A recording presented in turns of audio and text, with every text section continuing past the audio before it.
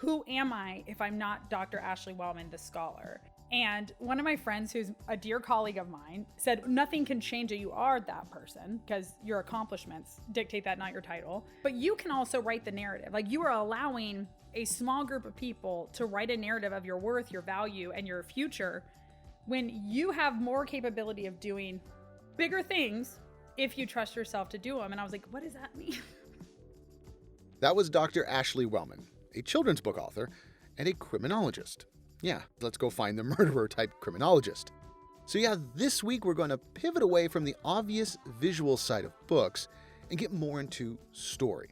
Because Ashley's personal story, a life of love, loss, and a newfound focus are manifested in her book, My Friend Fresno, the story of a young girl who befriends a scared little skeleton. Hi, I'm Bobby Brill, and on this episode of Creative Mind, we are going to cover two very important topics: creating a compelling narrative and art as therapy. How is it that you decided to dig up dead bodies and also write wonderful children's books at the same time? I was so passionate about my work as a criminologist, and I still am. I think I'll always be an advocate for survivors and victims of violence. But when I suffered my own trauma in my life, there was a moment where I said, I need a sense of magic. And as an academic, anyone who's an academic knows creativity doesn't have a place in the academy. And so for me, when I thought about how can I really bring color back into my life and into my daughter's life, creative writing ended up being something that saved me. And Really? then eventually became something that allowed us to thrive really as a little duo, my daughter and I. Oh, that's so good. So we're going to back up on this because I want you to talk about, your day job, so to speak, as a criminologist. And then we're going to get into some stuff that, it can be rough for some people that you've become an advocate for, which I really want to talk about because that's a hard subject for people to talk about, but it's so necessary. Let's start off with the basic. How did you and why did you want to become a criminologist? Okay, so let's first talk about what a criminologist is, because so many people think I'm the one out at a CSI scene, including my own parents, when they tell people, oh, my daughter's, a criminologist, oh, the true crime stuff, the CSI scenes, and I'm just going to let them pretend like they know what they're saying. I'm actually a scholar who looks at why and how crime happens and what the impact is of that crime. So I'm more looking at the sociological aspects of crime, reasons they occur, the aftermath of what happens to the victims, the offenders, and the system as a whole. So not quite as sexy as it sounds. So I'm not in the high heels chasing down the bad guy. I'm actually a professor. And so my job really tailors around being an advocate in the community, a professor in the classroom, and a researcher who publishes research on the topics of, for me, I specialize in homicide, sexual assault, the impact of those violent crimes on the families impacted and the victims impacted. So I've kind of had my own little niche in there of exactly what I want to look at, which is using my platform to give a voice to the victims of violent crime. I know we're laughing a lot. We laughed before we started, but this is very lighthearted stuff. Just murder. Oh, easy. Murder Death. and bodies. Yeah. Yeah. What got you into choosing that path to go down? Did you want to be a cop? Did you realize you were smarter than everybody? No.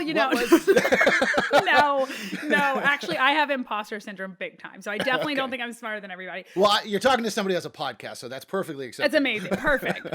So I actually, if you had asked me as a little kid what I wanted to be, I wanted to be a Broadway performer. Hence, creativity kind of being my gut. And that's kind of what makes my life tick is creative things, singing, acting, painting, writing. But then you get older and, we're told for so long you can be anything you want. Mm-hmm. And then eventually it's, okay, that's not a job. So what do you really want to be? And so for especially this podcast, anyone listening, you want to be an artist, you want to be an actress, you want to be these different things. And we're told kind of that's a hobby and it's not a job. And so for me, when I went to college, I was a nerd. I don't think I was smarter than everybody else, but I was definitely a nerd. I had my AA degree when I graduated high school. And so, oh my gosh. Yeah. So at 18, I'm sitting there like, hey, you need to pick exactly what you want to do. Cause I was a junior in college at the age of 18. I'm just a nerd. It's nothing impressive. I'm just a nerd. But still, that's that is a type of personality that I'm sure will make your creativity successful, because half the Thank part you. of 90% of creativity is just getting up off your butt and doing it. Yes. Yes. And we'll talk about the two when it comes to like why I self-publish. I think it Yeah. is that personality Oh, yeah. and energy. But okay, so here I am, 18. I'm sitting in an advisor's office and I said, hey, I want to be, on Broadway, but that's like not really a job. So I love true crime. What if I'm a criminal justice major? And she says, no, you don't want to do that because you're going to have to be a cop. And I thought, well, I don't really want to be a cop, but I love the show. Growing up, my dad would sit with me and watch Unsolved Mysteries and Cops. And, we used to watch the 911 show that was on, all these different things. And so when I'm sitting there and she says, you're going to have to be a cop, I said, well, I don't want to do that. But I did want to be on Broadway. What if I was a broadcaster? No, you don't want to do that because you're not going to make it. So then I'm going, okay. And so she says, what about public relations? And so here I am, I'm 18 and I'm like, sure, I guess. Oh, that's the equivalent of saying, you're pretty and you can cute. talk. Yeah. So why don't you go sell something, sweetheart? Thanks. That's pretty much what it was. Yikes. Like you take the test and it's like secretary, teacher, or nurse. What do you want to be? Oh, man. No. So anyway, I took it and I ran with it. And I actually loved public relations. I had my very first job at a Barnes & Noble, which oddly comes a little bit full circle too. Yeah, really. Best job I've ever had. I was the community relations manager. I got to do all of the American Girl parties, author signings, musical guests, cookbook, people coming in and doing demonstrations. I loved it. Yeah, wow. What a great setup for, flash forward to now. Oh my gosh. Right. Skip forward to that. Well, one of the jobs I had was raising money for local organizations through Barnes & Noble. And I started working with the Police Athletic League in Jacksonville, Florida. And I loved the environment. I mean, I'm with all these law enforcement officers who are working with kids, who are trying to make a difference in the community. And I said, why didn't I study this? This is what I had wanted to do. I went and studied and took the GRE. I went back to graduate school, and University of Florida paid for me to come get my master's and PhD. So I went from a Seminole, if you guys are familiar with football, to a Gator, and I haven't looked back since. So I got my PhD in 2011 in criminology, and here I am. Explain that just briefly, because I know what's one of the titles of your book. Is it a paper or is it a book? I know with academia, there's different ones. Okay, so I've part of a book, but that's not really what I do. Okay. All of mine are articles. So Cold Only in the File, or all these different, they all center around either sexual assault survivors or these cold case homicide survivors. And people say, well, what's a survivor of a homicide? Mm-hmm. When you read an obituary, you hear the word they are survived by. Mm-hmm. And that's the term that academics have picked up, is this idea of a survivor of a violent crime is either the victim or the family who's been impacted by the crime. And so here I am as a grad student. I had called the local police department and said, hey, I'm going to come. I want to work with you and research with you. And they said, absolutely not, because here I am, an academic, which normally don't get along with practitioners. Get out of here, nerd. Don't tell us we're wrong. Get out of here. We're the experts. Yeah. And I told him that. That's what got me in, is I said, listen, I don't know what I'm talking about. So I want to know what I'm talking about. Can I work with the experts? And I think playing to their ego and just loving on them really got me access to things I should not have had access to. Mm-hmm. I was working a lot of cold case homicides. I was interviewing suspects. I went into prison and talked to potential killers. It was amazing. Man. And that was kind of where I was going to go. I wanted to be kind of that homicide offender, inside the mind of the offender. And one day a mom came in and she just said, I want to know what the expletive happened to my daughter. And one of the detectives grabs me. I'm probably 24, 25. He grabs me and he says, Ashley will tell you about your daughter's case. Oh, and I thought, oh no. Thanks, man. Yeah, geez Louise. So I sat down with her, and all I kept saying was, I'm so sorry that I can't give you answers. Like, I can tell you about her case. I can tell you what they're doing with it, but I can't give you any answers. She doesn't have any leads in her case. And the mom just started crying and she said, Ashley, I did not come for answers. That's not what I was here for. I came so that someone knew my daughter was important, and I knew that her name was still being mentioned in this department, and I just wanted someone to listen. And oh, wow. It was really, really profound. My mind shifted from this kind of true crime fanatic to this just human that felt so connected to another woman and a mother. I was not a mom at the time, but just the genuine need for someone to hear her voice. And so I went back to my, I think, apartment at the time and tried to search everything about homicide survivors or families impacted by murder. And there wasn't anything, particularly if it was an unsolved murder. And so I said, this is it. This is it. There was some divine reason. That's crazy. Yeah, that mom felt a connection and trusted me in 5 minutes to tell me her story. All my advisors were like, you can't do this research. It's too sensitive. It's too traumatic. It's going to upset you and the people. And I said, if I can prove to you that this work is needed and wanted by these survivors, can I do it? And a week later, I think I brought them a list of 25 people who wanted to talk to me. And I said, just trust me. Let me use my voice to, give access to these families. And that's kind of what kickstarted my passion for being an advocate in the field of fighting for families and survivors to have access to resources and other things. Is it that those resources and that, you said that nobody had ever studied this before. Was it just taboo, or was nobody thought about it, or did nobody really It's hard. Care? No, I think people care, but I think the default really is we want to know. I mean, look at the shows we watch. It always is about the crime and the offender and the justice system. And so we very rarely highlight and focus on the victim themselves, but then to think about the family and the long-term impact of grief, trauma, and loss on a family member. We don't have the resources in place. We simply don't. And anyone who knows anything about the criminal justice system, we're deficient in a million areas of the justice system, particularly victim services. It's always, Wellman versus the state of Texas. It's not, the family's not really represented there. It's the state. And so there's very few resources, or you get resources during the trial maybe. But if you aren't going to trial, what resources are you getting? And if your slain family member had a felony record, some states give you no victims compensation and no assistance, even though the criminal might be dead, right? The victim has a criminal record.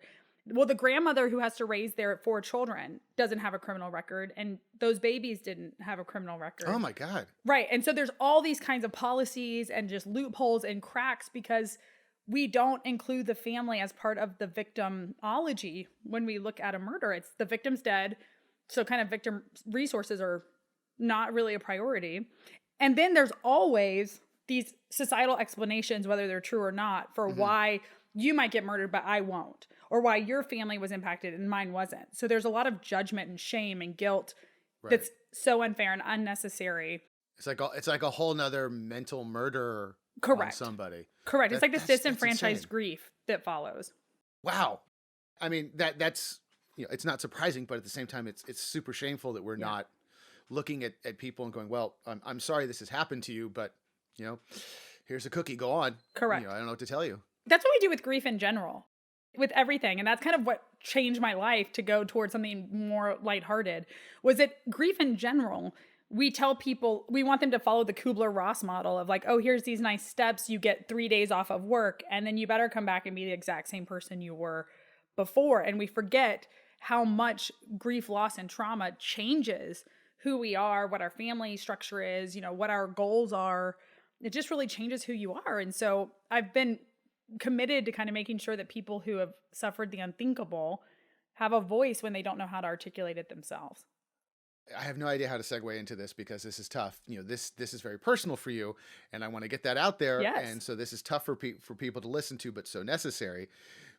This is extremely personal to you because what happened? So everyone had told me, you can't do this research, Ashley. It's too heavy, right? And I told them, I promise I'll do self-care and I will focus on this thing. This is what's going to get me through this kind of research. I don't know trauma, loss, and grief like these people do, because it allowed me kind of to be insulated. I got to use a platform, but then I got to retreat to a family that was healthy and happy and sound in my home. And I didn't have to necessarily bring that kind of trauma in with me to my own home. The year I graduated with my PhD, I met the most amazing man. His name was Buddy Wellman. And a year after our first date, on April 30th of 2011, we got married. We had gone on our first date April 30th, 2010. Oh, wow. Yeah. So we got married exactly 1 year after our first date. In 2014, we had my daughter, Reagan. And so while I'm doing my work, it's just kind of like this, okay, I'm dealing with kind of the darkest moments of these families' lives. And then my life's kind of blossoming. My career was thriving. My family's growing. I'm happily married. And so my husband and I actually would suffer 4 miscarriages in 2016 and 17. Man, I'm so sorry. Thank you so much. So it was boom, boom, boom, boom, right? Like miscarriage 1 was kind of like I was giving it to the statistics because 1 in 4 women, right? Miscarriage 2 was devastating. Miscarriage 3 kind of broke me. And miscarriage 4, I was just angry at the world. Yeah. And so while my career's kind of thriving because I'm able to kind of escape and use my voice that I've found, my personal life felt like it was suffering, not because I didn't have a perfect family, but because it wasn't what I had envisioned for my family.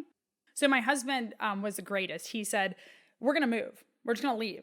And I'm like, what the hell are you talking about? I'm tenured.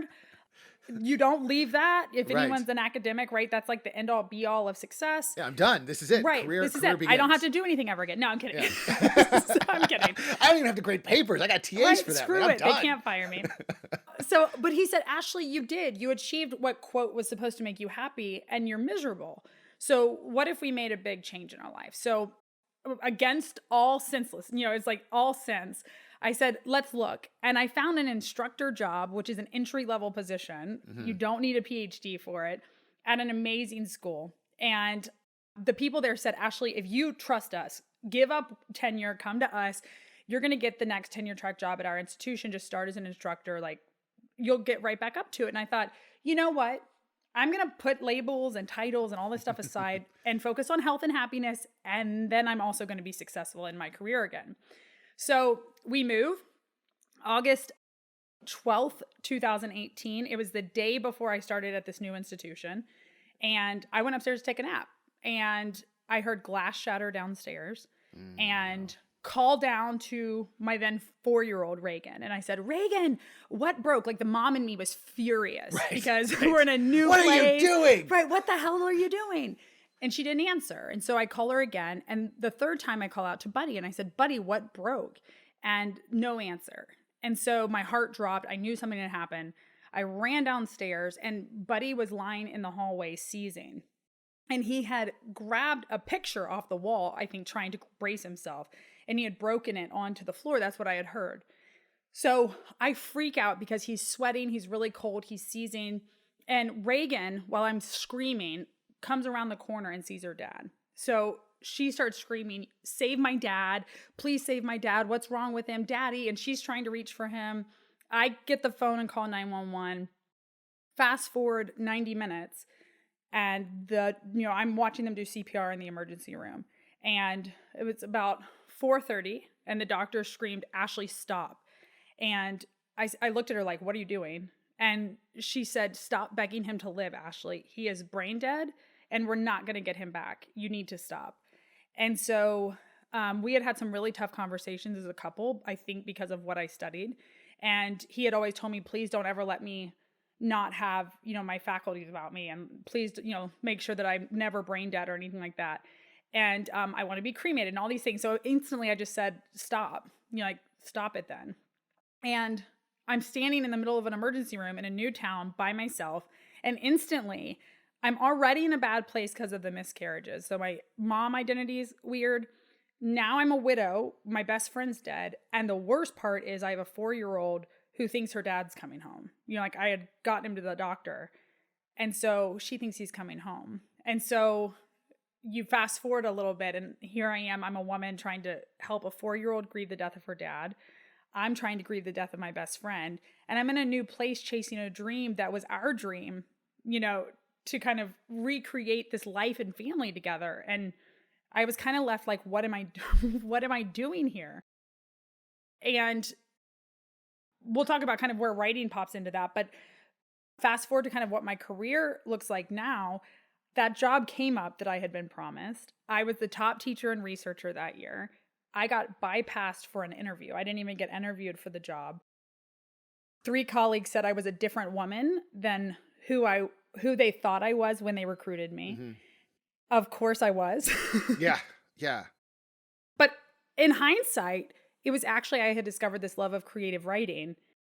They thought it had distracted me from my commitment to being a quote true academic, which it hadn't. Oh my It had, gosh. yeah, Wow. it had saved me. In my bereavement, I had discovered this love of creative writing, and this very select few. I have a great group of colleagues, but the ones that were hand selected for this search committee Hmm.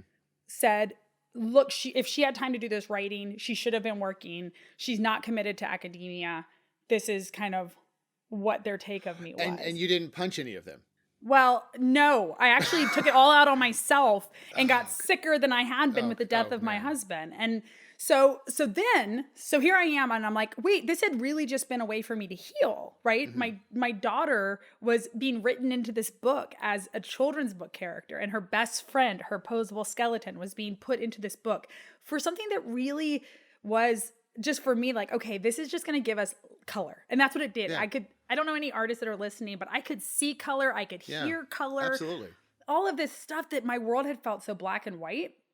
And so that's kind of where it had been. And I was like, that's okay. I'm going to walk in the classroom and do my job and excel in my career because that's what I know. Well, then my career kind of gets ripped out from underneath of me. And I'm feeling this idea of like, who am I if I'm not Dr. Ashley Wellman, the scholar? Mhm. And one of my friends, who's a dear colleague of mine, said, nothing can change that you are that person, right? Because your accomplishments dictate that, not your title. Right. But then he said, but you can also write the narrative. Like you are allowing a small group of people to write a narrative of your worth, your value, and your future when you have more capability of doing bigger things if you trust yourself to do them. And I was like, what does that mean? So Well, I okay, don't what know kind what that means. yeah. It's like what kind of therapy babble mumbo jumbo? Yeah. Like, Oh God. great. I've had a lot of That's therapy. That's mumbo a jumbo. lovely fortune cookie you've given But me. what should I do with that? but, Right. So I'm you like, know, damn it. I still got to go home. Yeah. And that's a lot of freaking work to dig deep and say, like, what do I want to do? And so I said, well, holy shit. What if this book that I was using as a way to heal and survive the death of Buddy really became magic and was not just a way to heal and survive. It was a way to thrive. And so I marched my rear end down to the courthouse. I filed a small business loan. I said, I'm going to have ownership. And this is where we'll get to like why self-publishing, but I wanted ownership of this project. And here now I have a 5-year-old standing next to me who's seeing me struggle at work, who's watching me kind of navigate who am I while I'm trying to help her be healthy. And I wanted her to see that. So she saw some of the ugly too. So she knew grief was not beautiful. And I said, you know what, Reagan, you want to help me do marketing for this book? Do you want to help me, like do this? And she just became you saw her light up. And I thought, oh my God, this is going to be a way for us to provide for ourselves and kind of have a second adventure, a new start, a new story. Because one of the things I had always told my families that I worked with was you cannot force yourself back into a life that doesn't exist. And if you think about what I just told you about, my life before Buddy's death was the successful academic. And I wanted so badly to be that successful academic again because I knew it. It was safe. And that's kind of like what I thought I was. And when he died, I had to really take my own advice, grieve with Reagan, get professional help, seek something new, stop pushing yourself back into a life that doesn't exist anymore. And so here I am. I own my own small business. I'm running my website. I have my first book of many that are hopefully coming down the pipes. And I'm still always going to be an educator, an advocate, a criminologist. Those things will always be part of who I am, but it doesn't have to be all that I am. I was going to ask if you needed a break and take time because, my heart and brain are still reeling from this because I got a kid and I can't imagine any of this stuff even happening to anybody. It was hell on earth. It was really bad. It's going to be tough, as we talk about this, people are going to go, hey, wow, you're just skipping over really horrible stuff. I'm like, well, reach out to Dr. Ashley and have that stuff. People better than me are going to talk about that. But that is the only thing I can say is that happens to grief is a wonderful motivator that you have found. Yes. A motivator we never want, but it's there. Who told you that creative writing was the thing? How were you lucky enough to pick creative writing and not punching walls Yes. and not running through cars and not doing all the cliches we see in movies? Right. I've been pissed off at my wife and, throw stuffed animals across the room and slam doors and stuff. It was crazy because I remember I laid in bed the first couple days after Buddy's death and I thought, okay, I want so badly to pull the sheets over my head and just exist and just be here. And yet I didn't have that option because of Reagan. And so it's like, as bad as it was that I had to pick up and not just grieve Buddy's death, but then process Reagan's grief with her and my grief. Reagan saved me. It was a blessing that I had a responsibility of, you've got to get up and like get your shit together and provide for this little 4-year-old. That's an amazing way to look at it. Yeah. Yeah. And so I didn't give myself an option to do anything other than that. And people who know me, I mean, that's just my personality. It's like, holy crap, doesn't mean it's pretty. So like, even with the job stuff and mess like that, I suffer from it. But all you're going to see is me going like, all right, so next, it's like I'm a soldier and I'm just going to keep grabbing what I need to do to keep stepping forward for her, for me. Now I'm learning it's for me too. Yeah. I think there was a lot of hurt and pain, and I chose to channel that into creativity. I painted a lot when he passed away. I don't think I'm that great of a painter, but it's something about the emotion you can put onto a canvas. And there's one picture that I'm like, I painted that. It's really good. It's a girl and she's sad. It's her face. And I'm like, there's so much true emotion that I painted into that girl. And so I had a friend who would come check on me, and I was in this condo where he died, and it was very, very dark. Oh my gosh. And this friend is literally like the most influential human in my life right now. And he stopped by one day just to check on me. He was coming home from some event, and he stopped by and he's like, it's so dark in here. What do you do? And I was like, I don't know. Like, I don't really want to watch all the shows that we were in the middle of as a couple, Survivor and Big Brother. Yeah. And that's what we had done after, Reagan went to sleep. And so I was like sitting there, and he said, Ashley, he had seen a picture of Reagan dancing with her skeleton, who's her best friend. And he has been since she was 2 years old. And he said, that is the weirdest, prettiest picture I've ever seen in my life. And he said, what if you took a break from writing research right now? Because I was still trying during my bereavement leave to be a very successful scholar. And he said, you don't have to do all that right now. Bereavement leave is for a break, which 6 of my colleagues thought it was. 3 did not. Brilliant. Right. So surprise, bereavement leave was a vacation in their mind. But for me, he said, Ash, what if you took this moment really to just dig deep and do something lighthearted? You study such heavy stuff. And right now you're the one in trauma. You're the one who's grieving. Stop the other stuff right now. Focus on something creative writing. And so I said, okay. So 2 days later, I run up to work and he's in his office and I said, can I read you the book I wrote? And he said, wait, what? And I said, yeah, I wrote it. The one you told me to write. You're one of those people. Yeah. I built the car. I built it. I fixed it. Did you see? I tore it down. I redid it. I painted it. Is it okay? That's You good? it. I built my own home last night. Did you see this? So I learned to quilt last night and made 13 blankets. That's kind of my personality. And so he's like, holy crap. You what? And I said, can I read it to you? And he was just laughing. And he's like, this is good. This is very good. It's like 88% there, And then in the same breath, he's like, I've always had this fantasy to write a teen ghost story. Just think about it. Just think about it. Like, and so probably 2 days after that, I come with chapter 1 and 2 of this ghost book. And he's like, who the hell are you? This is amazing. I was like, I don't know. I don't know what's happening. Wow. So it became one of these things that it took me to a different world. I just got to transport myself into these like precious, sensible stories for a child, or this kind of historical, scary story for teenagers. And I got lost in it. And so now I'm like, well, shoot, I'm glad I was good at something because it's giving me direction now.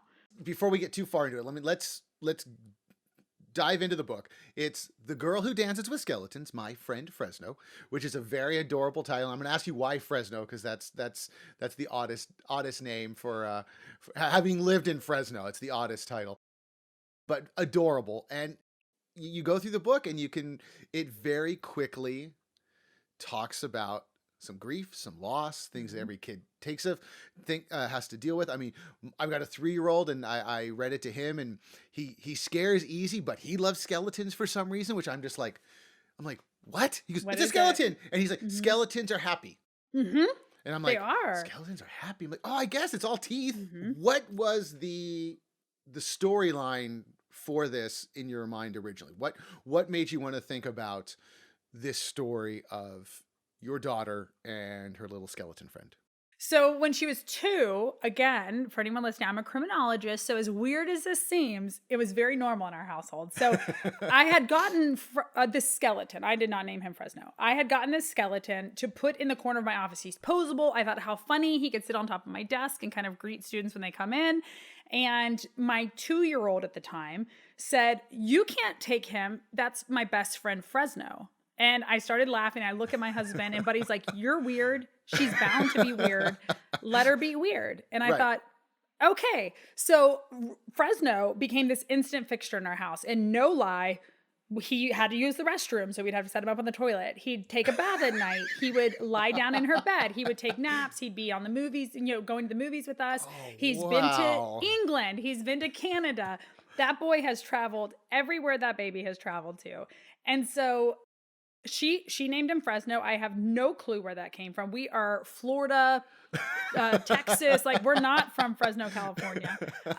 But she just picked that name. So it stuck, as did Fresno. Once you name it, it's like a dog. The thing became part of our family. Yeah. So the story itself, I knew that in children's books, there's these arcs that you're supposed to follow, right? It needs to be about friendship or the environment or these different kinds of things that you can focus on. Well, here we are. My daughter was very much at a time, and still was in a place where she's forever now different because she lost her dad.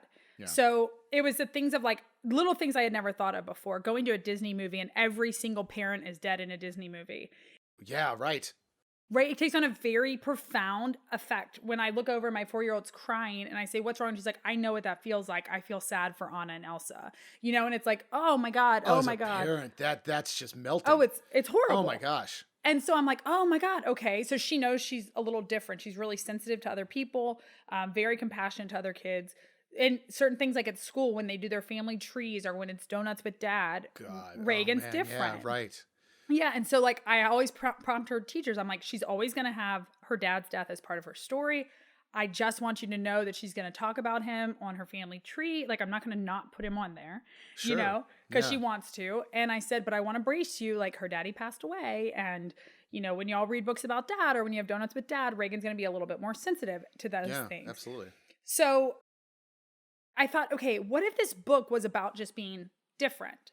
And how being different, when I watched Reagan at 4, seriously at 4, there were moments when I would feel like either Buddy or some kind of like divine being was talking through her. Like I'd be hysterical or I'd be crying and she'd be like, "Mom, Dad is right here with you," right? Or like, "We're so lucky we had him," or all these just very bold things. Stop, you're going to make me cry now. I know, but these are very, very bold things. Seriously. I'm not trying to be funny, but when I say that, but like when I looked at the book, and anybody who's been a parent, there is that moment, and you've heard, nobody who has kids, and if you don't have kids, you hate hearing kids change you. I'm 43. They do. I'm 43, and my little boy can say something to me or read a book or watch a thing. I'm like, I'm gonna cry now in the other room to stop looking at me. And it's so wise. They're so smart.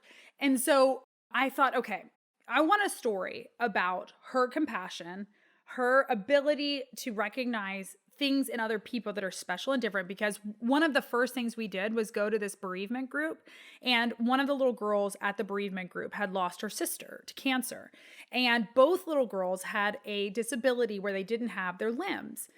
So Reagan would always, every time we walked in, she'd be like, "Isn't she the most beautiful girl? She's so beautiful." And she would like celebrate this little girl. And she and Claire were so close, and she would just be like, "Claire's the prettiest girl I've ever seen." And like went up to a veteran in the airport and was like, "You have the most gorgeous leg I've ever seen." And it was a titanium leg. And so like just these things where Reagan celebrated how beautiful things that are often scary or like, let's not talk about that. Right. Reagan loved it and celebrated it. And I thought grief is like that. Disabilities are like that. Being bullied is like that, right? There's so many things, our sexuality, all these different things that for me growing up were taboo. Do not talk about them. Do not look at that person. Do you know what I mean? Yeah, absolutely. Absolutely. And I want Reagan to dance with the things that we think are scary, because they're not. They're often just misunderstood. And so the book kind of takes on that approach.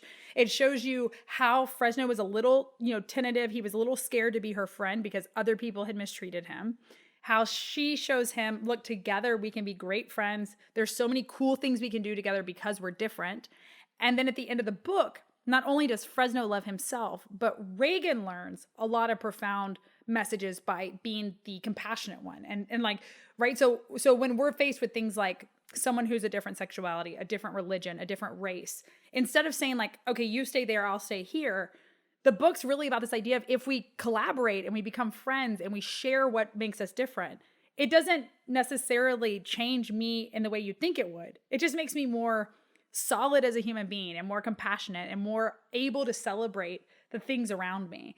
And that's kind of what the book was about. It was based on really Reagan. And then every time I share it with a different group, so I've shared it with people with intellectual disabilities, with families who have children with physical disabilities. And they're saying like, thank you for this book for my child. And I'm thinking, that's not what it was. That was never, I never knew that that's what it was for. And now I'm going, oh my God, the educator in me is like, yes, let me tell you how it links to your kid. Do you know what I mean?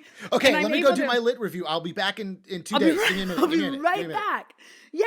And so it's been so crazy how that advocate in me, the scholar in me, has also kind of merged into this author who I've become. And I'm able to share these kind of really profound messages with kids through a simple book of friendship and love and acceptance. And it's had a bigger impact on me, on my daughter, and on people who are reading the book than I really had ever envisioned. That sounds like the world's greatest heart Band-Aid ever. I mean, that's just, it's hard for me to, somebody who loves to babble and be cynical about stuff, but it's like, how else do you deal with something that is so tragic and just go, okay, time for a peanut butter sandwich, kiddo. Let's go. And I'm going to do my best to, not cry in your peanut butter sandwich. Well, I had promised Buddy in the hospital. I kissed him goodbye. And the last thing I said to him is I was like, I don't know how, but I'm going to make your daughter a beautiful life. Like she's going to have a magical life that you would have given her. And then I was like, oh crap, that's a big promise. And so now, now I think someone probably 3 months ago said, you realize when you made that promise though, you get to have the magical life too. And you get to enjoy those things too. And I thought, whoa, that's a really beautiful way to look at that. And Buddy would have been the first one to be like, nope, no ma'am, don't waste your time warning me. He's having bourbon and donuts up in heaven. He's okay.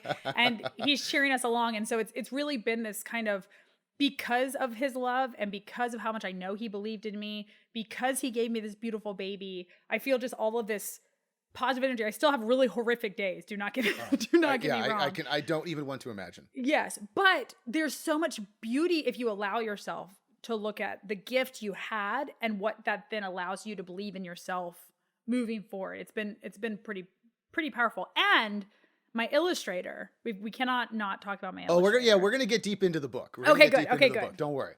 Those are all the right reasons to write a children's book. Yes. And I do have to say, it is a story that you look at and go, oh wow, that's dealing with stuff that is rough, and you're getting past it, and it's a beautiful story. Thank you. Now comes the hard part where we're going to talk about the business of stuff. Yes. And we're going to talk the business of writing and the business of all this kind of, okay, now you're going to make a book, and books are, I'm going to make $1 million or I'm going to make $5. And to switch on this, you had mentioned it earlier before, but when you did this book, you decided to self-publish. And there are two very strong camps in self-publishing and traditional publishing. And traditional publishers hate self-publishers, and self-publishers are like, hey, what are you doing? We write books too. What was the reason that you wanted to self-publish this?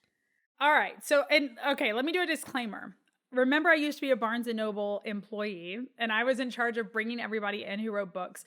Everyone wants to write a book, and anybody can write a book. And so I think the negative connotation of a self-published book is like you couldn't make it in the traditional market, and so you slapped this junk together and you presented it to us, and we're supposed to buy it as a book, right? Like this you made at the kitchen table. Yeah. When you look at My Friend Fresno, this is where I do feel confident. It's not one of those books. Correct. But what I knew when I was looking at this, my illustrator is like, Ashley, he's very introverted. He's a very nervous person. I'm very anxious, but it's a different kind of energy. He's like, what are you doing? This needs to go like the normal route, blah, blah, blah. And I said, it doesn't. Hear me out. You're not working with a normal person. We do need to mention it because if we Yeah. don't, we're going to skip over it. Your illustrator is, tell me about your illustrator. Oh quickly. my God. Okay, I'll tell you about him. But he really got on board with this idea of self-publishing. So my illustrator is the incredible Zachary Thomas Kincaid. So Zach Kincaid. He is a nephew of Thomas Kincaid, the painter of light, who's a phenomenal artist in his own right. But Zach not only paints in a style that can be kind of complementary to Tom's style, but Zach has this amazing ability to write these and paint these narratives of storytelling, and you can just feel the emotions and memories, the history that he puts into his pieces. He's a beautiful artist. And when I approached him, his dad actually was the one that connected us. His dad is my dear friend who encouraged me to just get over myself and start doing some of these things. He said, my son should illustrate your book. And I'm going, is it good enough for Zach to illustrate my book? And Pat was like, hell yeah, I wouldn't connect you if it wasn't. Yeah. He's like, this is good. So he hooks me up with Zach. Zach calls me and he's like, listen, I'm an artist. I'm not an illustrator. And I paint. That's what I do. Right. And for you and for the people listening and everybody has learned, as we've talked about, there's illustrators and then there's fine artists. That's right. There's very different. But are they? Because I told him. As somebody with an art degree, it's like, do you have a paycheck? Right. Am I getting paid at the end? What do you want me to do? Are you getting royalty checks? Cool. Yeah. So, but I didn't have to treat him like that at all. We both sat down and he has been the greatest collaborator ever. So anyone who's working with an illustrator, to have the relationship he and I had was amazing. I would say, hey, Zach, I know you're not an illustrator by trade. However, your art is what I want. I want this to be an experience. I don't want just a graphic illustrator. That's not what I wanted. I want a piece of art. And to me, when you open that book, part of the joy of My Friend Fresno is the narratives within the story, the jaw-dropping stuff, the little pieces of, Fresno's body hanging behind the curtains at the theater performance. And so I knew he could bring the story to life through the narratives that he painted on canvas. And he did. And so one of the other cool things about Zach is he would say, hey, Ash, I don't like these words. And I'd be like, huh? hey, painter monkey, don't talk to the word lady. No, but honestly, the most beautiful part of our collaboration was I'd say, okay, why not? And he'd say, well, they're fine, but I don't feel anything. I don't have a connection to Fresno in these words. So rewrite them and give them back to me. Like, idea's good. I need to feel something. And I'd give it back to him and be like, bingo, that's it. And then he'd give me a picture and I'd be like, well, I don't feel anything here, Zach. Change Fresno here, and he'd give it back to me. Bingo. So it was these constant reflexive and a traditionally published person may not ever talk to their illustrator, right? You may never ever have a connection to your illustrator. Right. Absolutely. Very rarely do you ever meet. No, my God. Or do you have a say? Like, it's like tough. Yeah. We bought this, so good luck. Yeah. When I made the decision with Zach, I said, listen, trust me. I know that sounds crazy. You don't know me from anybody, but I'm going to make this book work. And I don't need to be $1 million seller. You don't need to, he's very successful as an artist. I said, but I'm going to take Fresno and I'm going to turn him into something bigger than just a book on a Barnes & Noble shelf. I want to be able to use him in classrooms. I want to be able to take him into organizations that work with intellectual disabilities and these types of things. And I want to be at trade fairs and I want to do these kinds of maybe own my own store, because I needed ownership and something to kind of say, this is mine.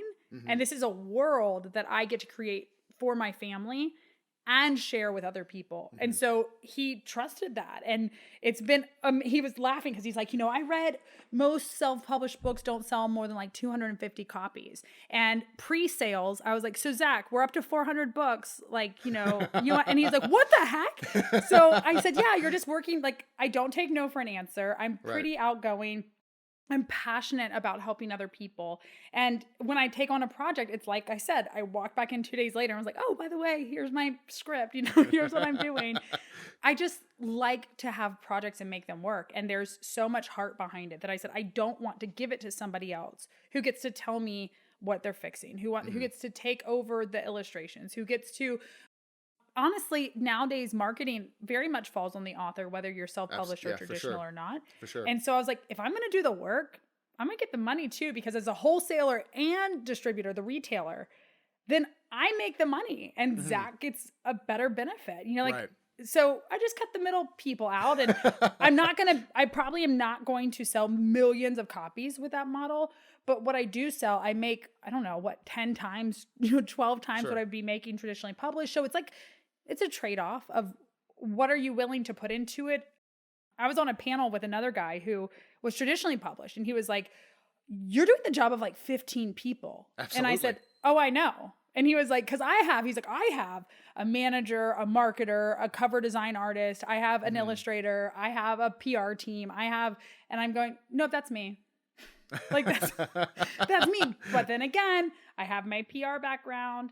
I have my, like my ability to make connections from academia and all these other things. And so it was just a very solid choice, which sounds crazy, but I said, this is going to be mine and I'm going to share it with people in my way. You spent a lot of time getting this book to be a real book, which a lot of self-publishers don't do.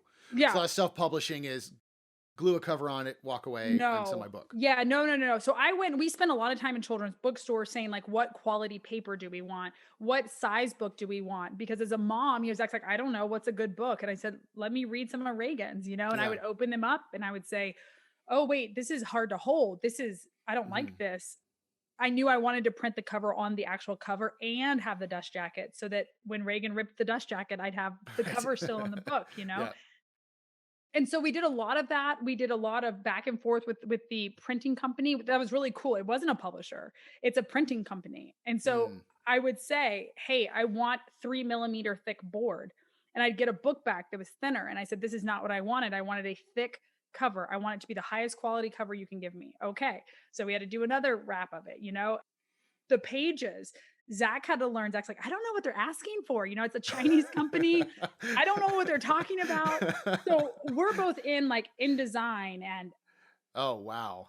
Illustrator and Procreate. And we're trying to resize pages, give it bleeds, making sure the color setting's the correct Oh man, thing. you guys are really starting from nowhere. Oh Nothing. My gosh. One of our pages was in the wrong color format at the beginning. And so we're like, oh crap. Zach might have lost the cover image at one point. I thought it happens to all of us. No worries. Yeah. Right before the final print happened, they said, oh, by the way, your dust jacket isn't the right size. I need you to resize it. And Zach's like, that's not how that works. Like, we had measured with a ruler. I had taken old dust jackets and laid them out and measured the spine, measured the flaps of the book and things like that. And so there's so many details. That's what that one author was saying. Like, I have a team of 15 people who would be doing this for me, not me. I'm on the floor with a ruler. I'm taking pictures.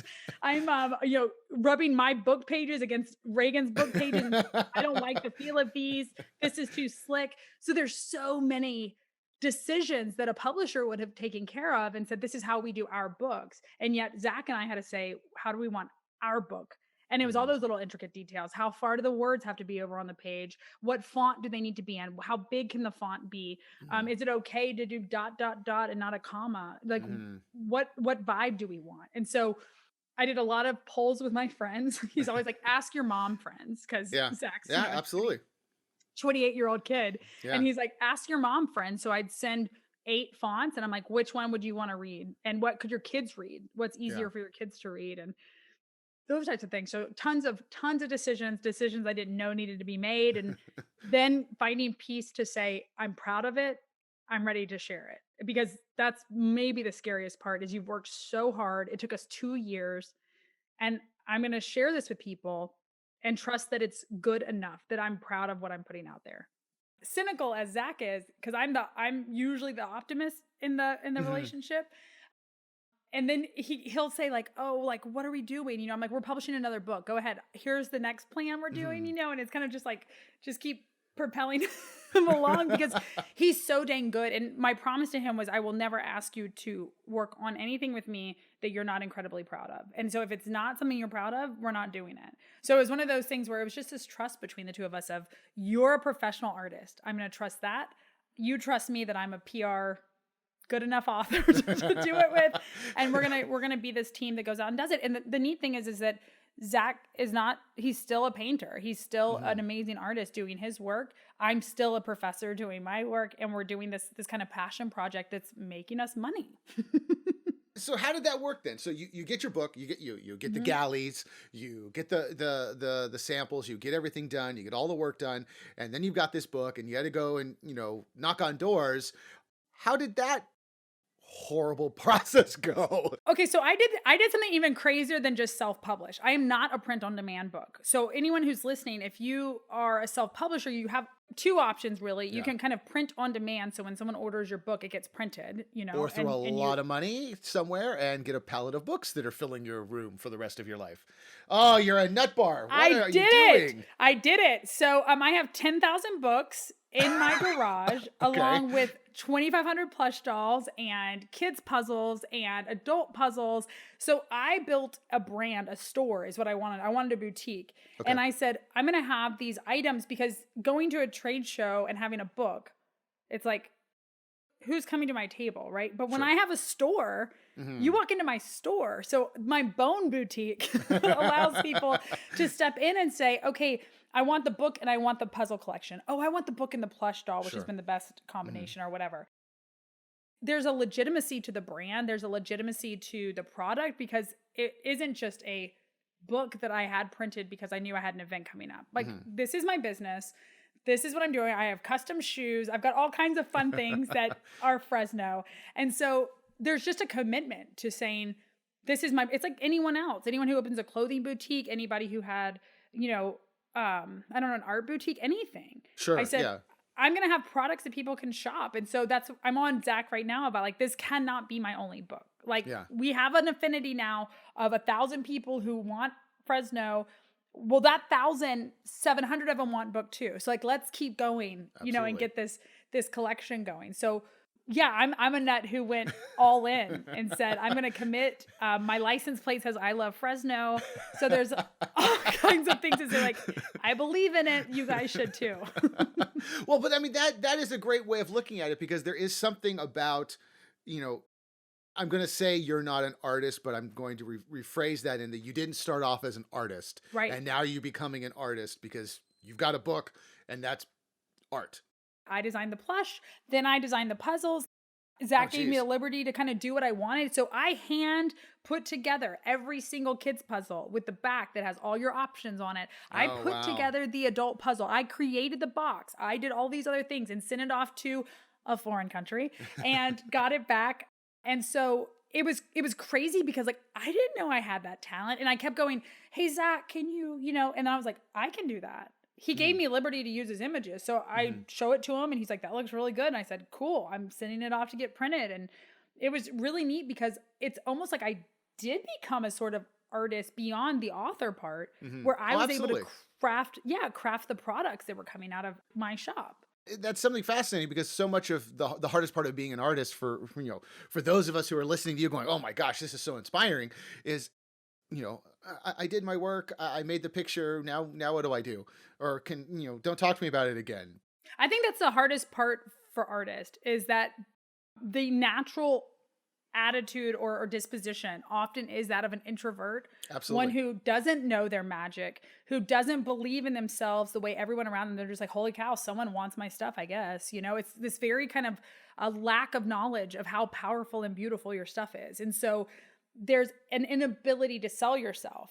And I may be on the opposite end, where my talent may not even be as great as like Zach's, but I'm going to sell it and you're going to believe it. I'm like that Eskimo selling you ice. You're out there and like, I guess I need it when it's all around you. So I think that's the gift I have, which is where some people, it's not smart to go the direction that I went. But I'm one of those people that's like, okay, I'm going to continue to celebrate this so much that other people can't really look away. And if that's kind of the mentality you have, I have days where I go, I'm so tired, especially during COVID and all this other mess, where it's like, I told a friend the other day, I feel like I'm walking through mud, where it's just like, not today. Like, I just don't want to do this today.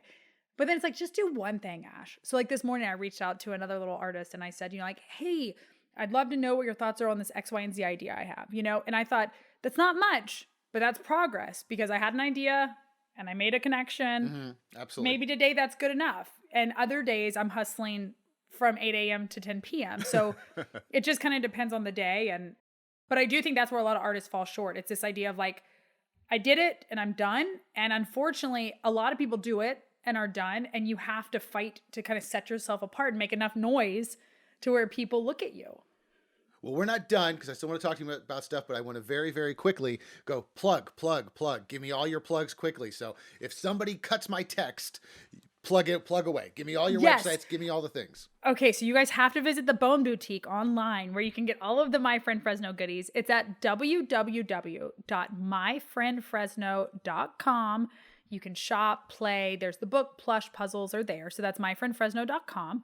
We're also on all social media, including TikTok, even though I'm a little too old for that. It's at My Friend Fresno. That's Facebook, Instagram, Twitter, TikTok. And then if you're interested in me, who still is that bizarre, wacky criminologist, you can find me at www.ashleywellman.com or at Dr. Ashley Wellman on Twitter and Instagram. All right, perfect. So now comes the next stuff.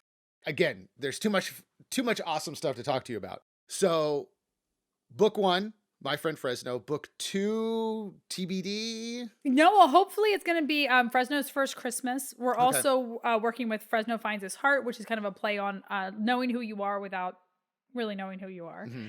I also have a book coming out, hopefully, with Zach as well. It's about a little girl, Trixie, who's quite different and tries to fit in and blend in and realizes sometimes it's better just being the oddball and standing out. So my books will always be centering on something about really loving who you are and accepting the people around you. That's kind of the journey we're going right now. So they're coming. Keep your eye out on that Bone Boutique. Oh, good. Fabulous. So now comes the switch where I want to talk to you. We're going to go back to the criminology side because I'm sure you've got at least 17 screenplays. Oh, for sure. About that stuff. As the expert, for people who are listening, for the school, it's not just an art school. It's not just, the traditional fine art, throwing paint on canvas.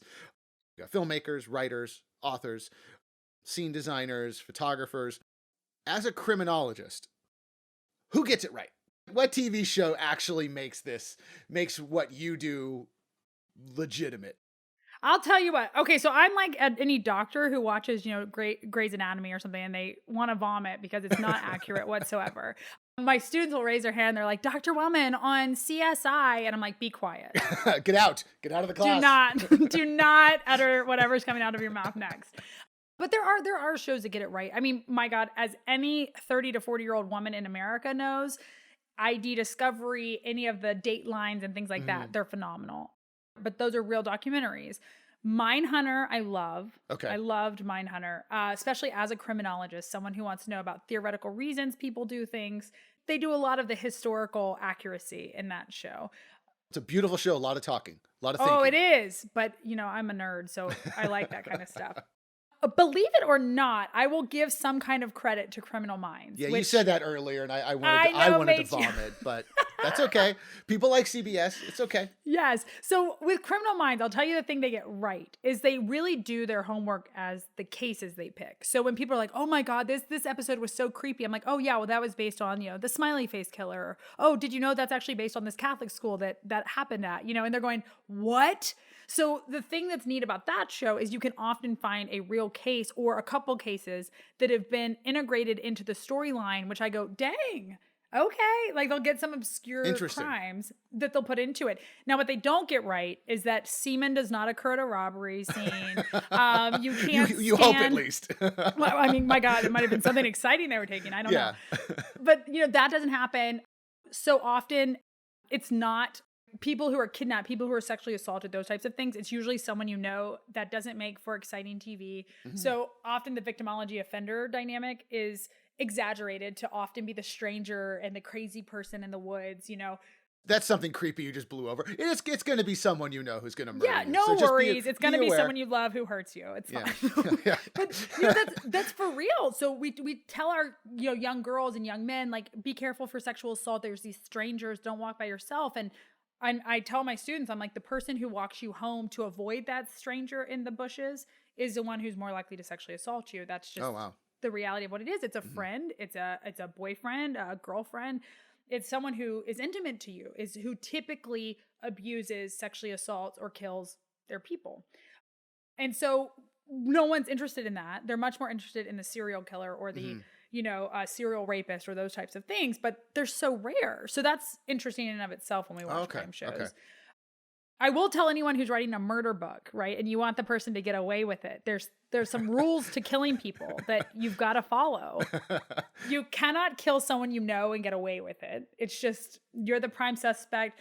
The happy face killer I mentioned a few minutes ago, he got caught because he tried to hurt somebody he knew. It was a mistake. He had never done that before. So you don't kill someone you know.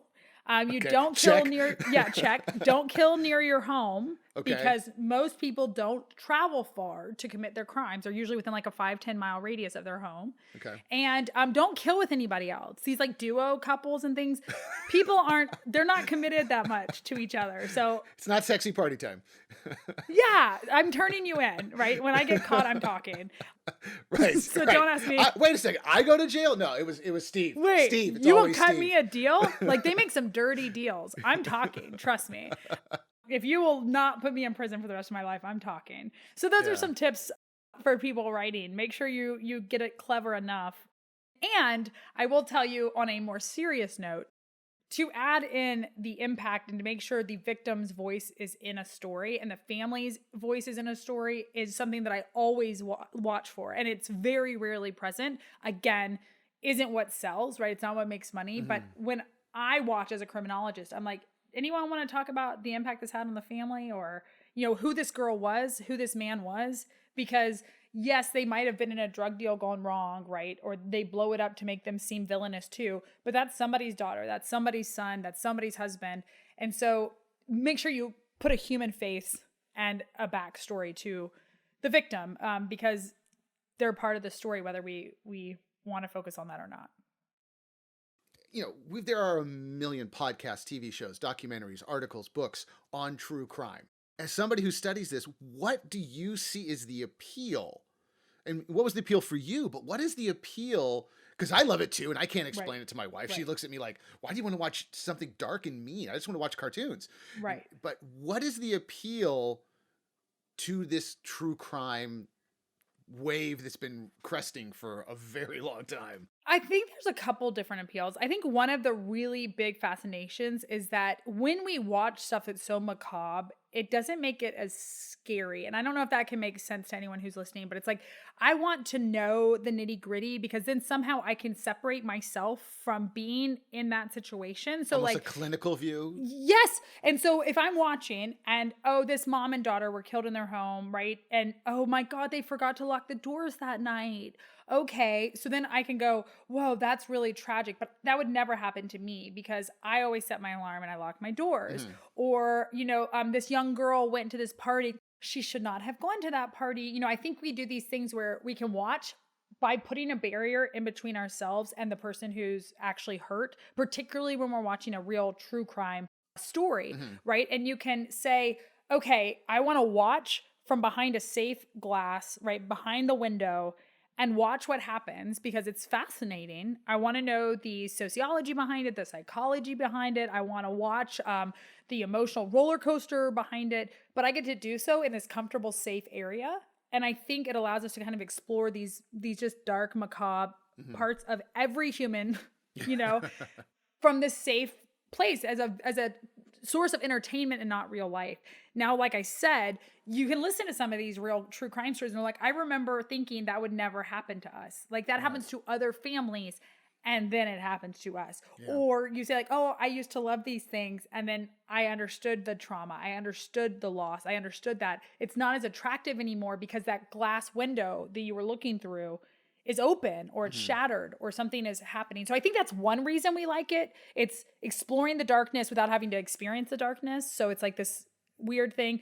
I think people are just fascinated with the criminal mind, right? Especially when you have people like, BTK who appeared to have been such a normal person, or these serial killers who you're like, oh, that's neat. They were the president at their church. They were the Boy Scout leader. They were a priest. Like they're these normal people. And then you learn about their underbelly and the darkness of what they can do. It fascinates us because like, how much do we really know people? All kind of get to be the Sherlock Holmes person to investigate. And so I think it's just looking at things that almost seem fictional. And because they're on the screen or they're in our earbuds or whatever it is, you can almost listen to it as a fictional story to understand and learn about people. Again, from the safety of your own home or from, behind the glass. So for you now, do you anticipate the dark series of books, or do you feel that you've got those books or scripts or stories in you, or is that something you don't want to unlock yet? Probably both. I think I have to be cautious about it. Even now, I can see becoming a mother changed me a lot. I remember I used to be like, oh, this is so fun. And then my daughter was born. I was like, oh my God, my baby. It became like this very different approach to crime in the way I thought about it. Then I lost Buddy, and kind of the darkness was like, oh, I don't want to step away from that. But I'm working on a traditionally published, ironically, ghost trilogy with my dear colleague Pat, who's my best friend, and he and I are writing this ghost story that's a young adult novel. It's got a little horror in it. It's got a little history in it. So it's definitely got a dark side to it that lets me kind of play with that. I remember I wrote this one horrific scene, and he was like, this is a kid's book, you need to tone that down. And I was like, they need to be scared, this is good. And so we had to have understand, buddy. You back up. There. Right. You back up. I did take out a little bit of his intestines being wound like, gold bars on the floor. I did take some of that out.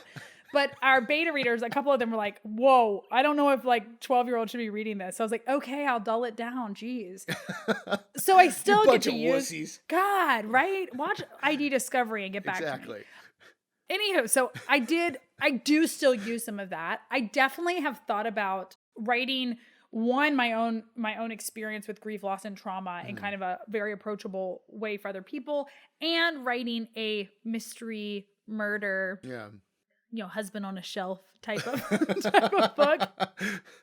But he had a pulmonary embolism, okay? It was not me. But I've definitely thought about writing something like that because I can understand so much of the grief and trauma that could happen in kind of a book like that. But also I study murder and sexual assault. So I'm like, I could see writing something from that venture. Right now, I think I'm more focused on the young adult kids, which frees me up from the darkness a little bit, but that really is you are the poster child for art as catharsis, which is, it's so rare that we hear about it, if you go to art school, you're like, this will be good for you. You'll work it out. And you're like, whatever, man, just got to get through class.